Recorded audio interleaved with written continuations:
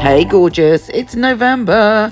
I am losing my voice, so that is why this is delayed, but not through anything negative. It's because I had such a fabulous time celebrating the launch of my tarot book and deck, available now from all good bookstores.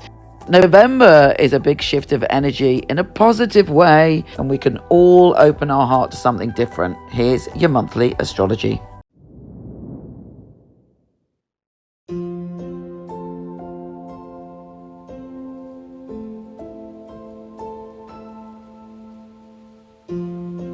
Hey Scorpio, how you doing after that eclipse and that whole intense few weeks for you? Well, good news. This month we have your very own new moon, which packs a punch for delivering something fabulous your way. It's the ending of a cycle. It's a new beginning. It's your birthday new moon, and it's brilliant for manifesting and casting out all the crap and hideousness that you may have experienced in the past few weeks. And it's about letting go. But before that, let's start at the beginning. And on the 3rd, great vibes, as the sun is opposing Jupiter. Jupiter always brings joy to the party. And for you, there's a little sprinkling of magic dust around your relationships with that opposition. Look for an unexpected communication, sign, conversation, or growth in all of your intimate relationships. It may involve you having to deal with something in yourself that's holding you back, maybe dealing with a bit of distrust, but you're ready to go onwards. Now, Saturn, the Lord of Responsibility, is going direct on the 4th. And this is a cycle that's going to be lasting nearly 3 years. And we're already in it. But when Saturn goes direct, it's in your position of joy, happiness, and creativity. How can you commit to your joy? How can you commit to your creativity? What is it that makes you happy? Saturn is going, you've got to go for it now, and you've got to believe in yourself, and you've got to know that you are worthy of being loved and that you can build those firm foundations that you need to get there. Funny enough, Venus, the planet of love and abundance, is going into Libra, and for this, it means for you that there's a certain amount of real emotional connection you're going to have with people this month, and also strange synchronicities, magic, coincidences, and maybe a sort of past life connection, or meeting someone and you just have this really fairy tale connection.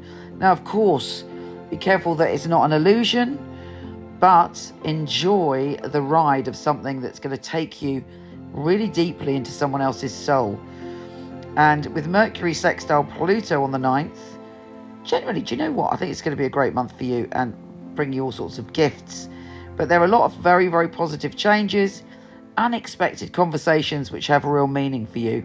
And don't forget, Mercury is in your sign up until the 10th, which means your words are spells and that you have the gift of the gab. Other people are really drawn to what you've got to say, so make the most of that.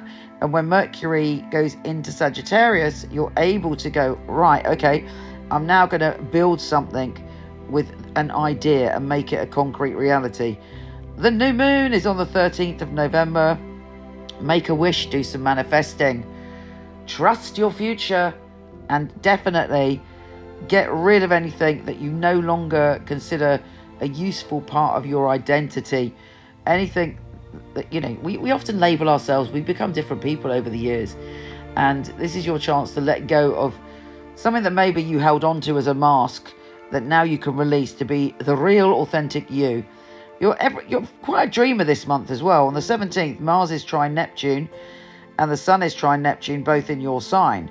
So you're dreaming up your future. It's super powerful to bring joy, happiness, and bliss your way. And when the Sun and Mars join forces in your sign, I mean, there is no stopping you. Power, drama, excitement, passion are all flavours of this month for you. Make the most of it. It obviously stops when the energy shifts as the Sun goes into Sagittarius on the 22nd. But you know what? That's just a good time for you to build from all the fabulousness that you're getting this month. And I truly think that this month is going to be so much easier and more rewarding for you than potentially the whole year. This is your time, baby. and you've got to believe in yourself. If you do that, anything is possible. The full moon in Gemini is quite intense. There is a peak experience where be careful that you don't feel jealous or obsessive. Turn that full moon into a peak experience of you coming into your power. But I'm going to tell you now, it's going to be a very emotional full moon for you. Make it work in your favor. Think about what primal feelings are coming up 2 weeks before that and shift the energy so that you're like, right, on that full moon, I am in my power. Take care, gorgeous, and I'll speak to you soon.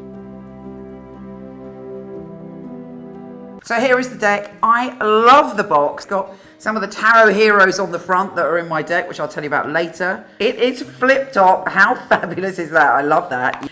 And then you have the little booklet here. Little nuggets of information about each card. Here they are. Notice the gold. The Fool. The Magician.